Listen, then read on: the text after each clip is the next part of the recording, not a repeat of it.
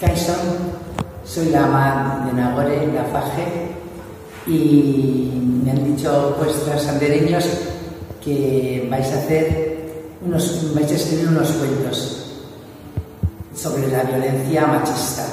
Entonces, bueno, pues vengo simplemente a daros las gracias y me ha encantado la idea de que podáis escribir. Espero que sigáis escribiendo mucho tiempo, porque es un tema que os afecta un montón, que os va a afectar en vuestra vida y vais a tener que estar comprometidos.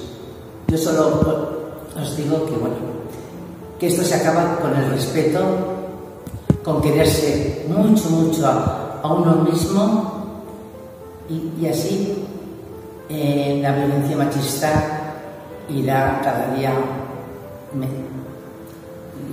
a ser menos.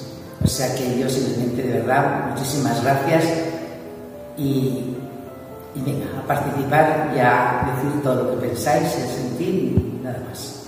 Que daros muchas gracias. Que ricasco.